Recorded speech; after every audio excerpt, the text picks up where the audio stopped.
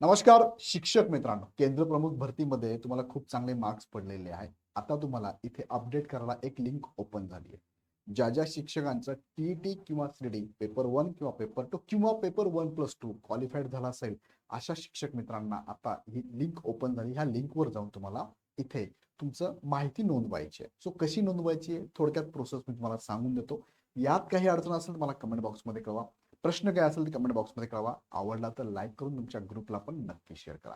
So बघूया आपण TET CD पात्रतेबाबत माहिती कशी भरायची आहे, कुणी भरावी माहिती, पेपर 1 की पेपर 2 कधीची माहिती भरावी. आता पहिले तर इथेच मी तुम्हाला क्लिअर करून देतो. कुणी भरावी माहिती तर ज्या विद्यार्थ्यांनी म्हणजे शिक्षकांनी केंद्र प्रमुखची ही जाहिरातीच्या अगेन्स्ट एक्झाम दिली आणि त्यांचा रिझल्ट आलेला आहे. जो काय असेल किती मार्क असू देत तुम्हाला, तो 0 पासून 171 मार्कांपर्यंतच जेवढे तुम्हाला मार्क असेल अशा सर्वांनीच ही माहिती भरणं गरजेचं आहे. पहिला मुद्दा. दुसरा मुद्दा, या ठिकाणी तुम्हाला पेपरमध्ये माहिती भरत असताना पेपर 1चा भरावा, पेपर 2चा भरावा की पेपर 1+2चा दोघे भरावा. तुमचं जे क्वालिफिकेशन असेल बघा, तुम्ही पेपर 1 असाल तर पेपर 1ची माहिती भरा, पेपर 2 असेल तर पेपर 2ची भरा, पेपर 1 अँड 2 दोघंही असेल तर दोघांची भरा. पण एक लक्षात घ्या की तुम्ही असंख्य वेळा टीईटी किंवा सीडी दिली असेल, तो त्यांनी विचारला प्रश्न काय की तुम्ही पहिल्यांदा कधी क्वालिफाईड झाला. लेटेस्टचं टाकू नका, याच्या अगोदर पण तुम्ही क्वालिफाईड झाला असाल जितक्या लवकर ते टाका. भले तुम्ही टीईटीचा पेपर 1 असाल आणि सीटीचा पेपर 2 असेल. म्हणजे असं असू शकतं कोणाच्या मध्ये बघा, टीईटीचा सर मी पेपर 1 झालेलो आहे आणि सीटीटीचा पेपर 2 झालेलो आहे. सो काही हरकत नाही, तुम्ही दोघंही पहिले फॉर्म भरताना सबमिशन करताना पहिल्यांदा याची माहिती भरा, परत एकदा दुसऱ्यांदा जा आणि याची माहिती भरा. म्हणजे असाही काही जणांचा प्रश्न आहे की सर मी दोन्ही पेपर क्वालिफाईड आहे, मग फॉर्म भरत असताना मला तर एकच पेपर भरता येतो, मग 2 कसं भरायचं. दोनदा भरा तुम्ही, दोनदा अपडेट करा तुम्ही, असं मी तुम्हाला सजेशन देतो. सध्या याबाबतलं लिखित स्वरूपात त्यांनी असं काही दिलेलं नाहीये, पण माझं सजेशन राहील तुम्ही दोनदा भरा, ते नोंद होऊन जाणार आहे. कशी होणार आहे तुम्ही पुढे मी दाखवतो तुम्हाला. ओके. सो कुणी भरावी, सगळ्यांनीच भरावी. पेपर 1 की पेपर 2, ज्यांचा पेपर 1 पेपर 1 पेपर 2 किंवा दोघे असेल दोघे भरून टाका आणि अपडेट टाका. पाठीमागे जेव्हाही तुम्ही क्वालिफाईड झाला त्या डेटचं टाका. फक्त लक्षात घ्या, ज्यावेळेस तुम्ही क्वालिफाईड झाला त्यावेळेस असणार तुमची कॅटेगरीचे डॉक्युमेंट, त्या टीईटी सीडी संदर्भातले डॉक्युमेंट तुमच्याकडे असावे लागतील. ही काळजी तुम्ही नक्कीच घ्याल. कधीची माहिती भरावी ते मला आत्ताच सांगितलं की जुनी, जेव्हा तुम्ही क्वालिफाईड झाला तेव्हाची माहिती भरली पाहिजे. आता पुढे मी ऍक्च्युअल तुम्हाला प्रोसेस दाखवतो कशी असणार आहे, पण तत्पूर्वी मला सांगायचं आहे की तुमच्या माहितीतले जर कोणी असे विद्यार्थी असेल, असे शिक्षक असेल ज्यांना टीईटी क्वालिफाईड व्हायचं असेल, जून जुलैमध्ये टीईटीची एक्झाम असणार आहे. सो त्यासाठी इग्नाइट अकॅडमीची द्रोणा 9.0 ची बॅच चालू झालेली आहे. ह्या बॅच लाईव्ह प्लस रेकॉर्डेड आहे विथ बुक किट आणि बॅग पण तुम्हाला इथे मोफत असणार. ह्या बॅचमध्ये तुम्हाला बुक किट अवेलेबल नाहीये. तुम्हाला मग कोणती बॅच घ्यायची, कोणाला वाटलं की मला विदाउट बुक किट घ्यायची, ही घेऊ शकता. विथ बुक किट ही घेऊ शकता. दोन्ही बॅचमध्ये तुम्हाला फीचर सारखे आहे आणि विशेष म्हणजे गुढीपाडव्यानिमित्त 20% ऑफ चालू आहे 3 दिवसासाठी, 17, 18, 19 तारखेपर्यंत. फीचर काय याच्यामध्ये बघा, पेपर सेपरेट पण असणार आहे. 5,000 पेक्षा जास्त विद्यार्थ्यांना टीईटी क्वालिफाईड करून दाखवणारी टीम तुम्हाला शिकवणार आहे. टॉपिक नुसार टेस्ट सिरीज आहे, टॉपिक नुसार नोट्स आणि पीपीटी नुसार तुम्हाला नोट्स अवेलेबल आहे.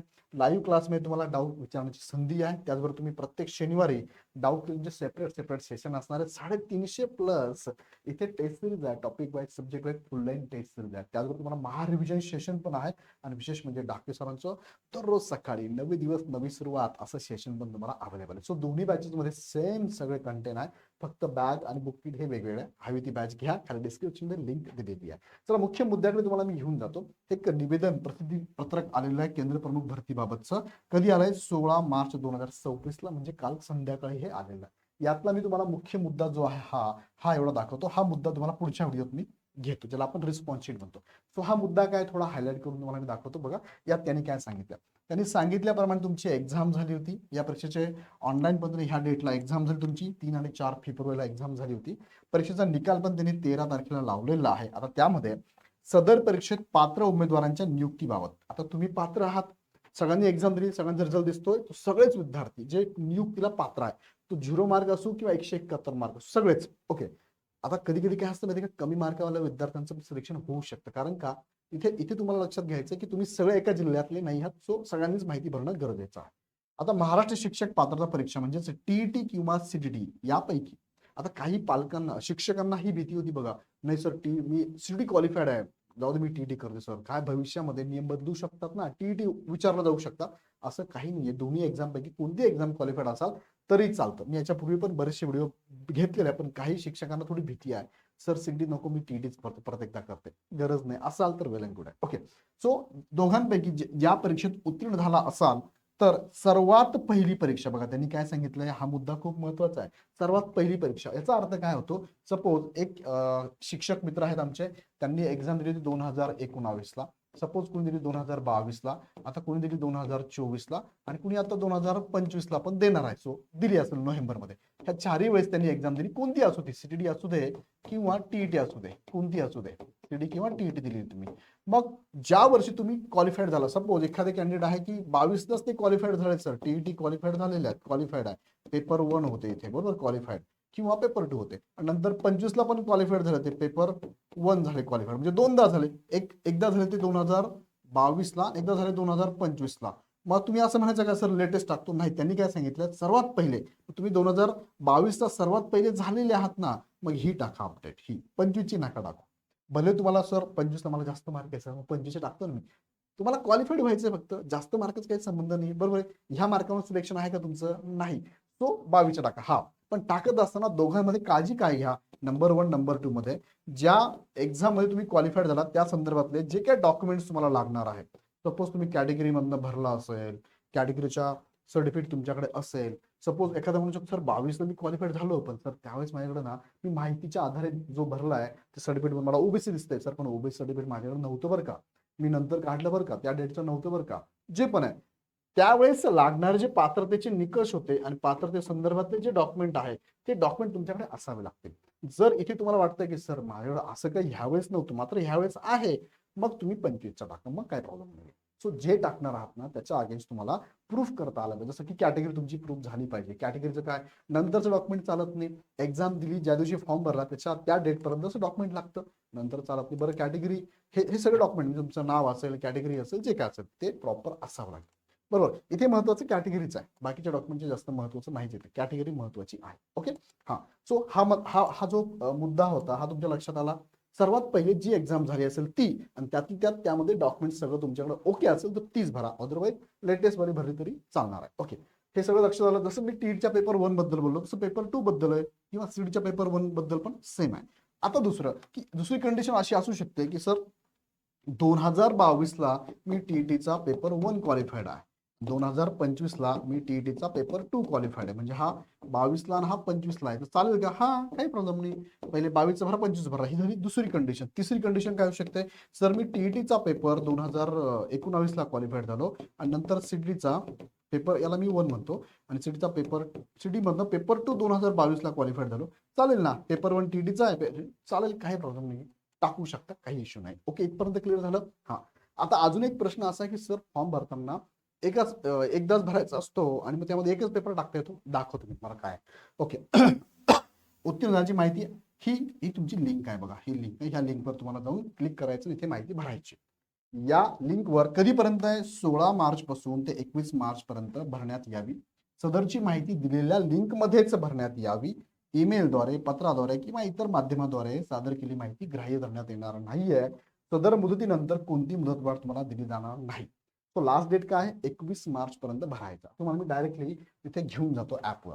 बघा ही लिंक आहे, काय काय माहिती भरवणार लिंक मध्ये तुम्हाला मी दाखवतो. बघा लिंकवर जातो घेऊन तुम्हाला मी, सेम लिंक माझ्याकडे ओपन झाली. बघा ही लिंक आहे, यात तुम्ही जर बघितलं तर हे मुद्दे वाचून घ्या. पहिले 4 मुद्दे आहे. खाली दिलेली माहिती ही इंग्रजीमध्येच भरावी. नोट, जर टीईटी सीडी या दोन्ही परीक्षेत उत्तीर्ण झाला असाल, बघा त्यांनी सांगितलं दोन्ही परीक्षेत, तर सर्वात पहिली परीक्षा उत्तीर्ण झालेल्या परीक्षेची माहिती खाली लिंक मध्ये भरण्यात यावी. टीईटी किंवा सीडी परीक्षा देताना जो प्रवर्ग, बघा आता हे मी आता सांगितलं ना, तेच तुम्हाला मी हायलाइट करतो. बघा, जो प्रवर्ग, दिव्यांगत्व इत्यादी नमूद केले असेल तेच या ठिकाणी नमूद करावे. त्याला जे होतं ते लक्षात घ्या, कारण ही माहिती भरताना तुम्ही टीईटी किंवा सीडीची भरत आहात. सो इथे त्यांनी प्रश्न विचारलाय तुमची कॅटेगरी काय आहे, त्या टीईटी साठी कॅटेगरी काय होती हे महत्वाचं, ते नमूद करा तुम्ही इथे. खाली दिलेली माहिती काळजीपूर्वक भरावी. एकदा माहिती भरल्यानंतर त्यामध्ये पुन्हा कोणताही बदल करता येणार नाही. सदर माहिती भरण्याची मुदत कधीपर्यंत आहे, 21 मार्च पर्यंत आहे, त्यानंतर कोणती मुदत मिळणार नाही. आता बघा इथे मुद्दा परत की सर एकदा माहिती भरल्यानंतर त्यामध्ये परत बदल करता येणार नाही. मग आता भरून बघूया आपण काय माहिती भरता येते, चेक करूया आपण काय माहिती भरता येते. बघा इथे एक एक मुद्दा आहे. केंद्र प्रमुख रोल नंबर टाकायचा, रोल नंबर आहे तुमच्याकडे, आता रिझल्ट लागलाय त्यात आहे बघा रोल नंबर पण आहे आणि रजिस्ट्रेशन नंबर पण आहे, हे दोघं टाकायचे.